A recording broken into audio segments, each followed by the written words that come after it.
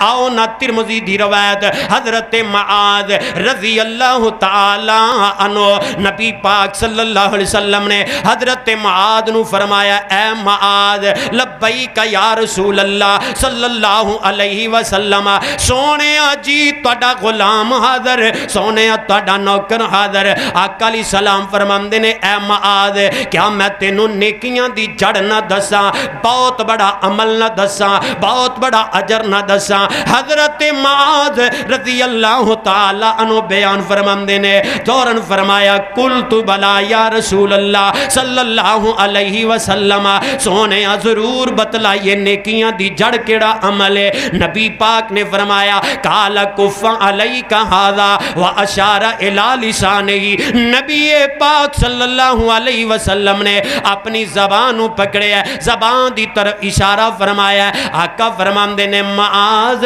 اپنی زبان کنٹرول اندر رکھنا اپنی زبان حفاظت اندر رکھنا اے اللہ دے نزدیک بڑا ہی اونچا عمل ہے حضرت معاذ رضی اللہ تعالی فرماندے نے محبوب سونیا وَإِنَّا لَمُؤَاخَذُونَ بِمَا نَتَكَلَّمَ بِهِ سونیا دسیا جائے کیا قیامت والے دن تہاڈے انہاں امتیاں دے کولو زبان دے بارے مواخذہ ہوئے گا کیا سونیا قیامت والے دن تہاڈے امتی زبان دی بد کلامی دی وجہ تو پکڑے جان گے امام کائنات صلی اللہ علیہ وسلم نے فرمایا ساکلت کا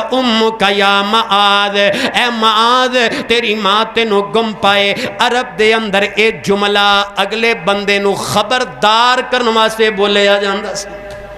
چنجوڑن واسطے خبردار کرنے واسطے بولے آ جاندا ہے ساکلت کا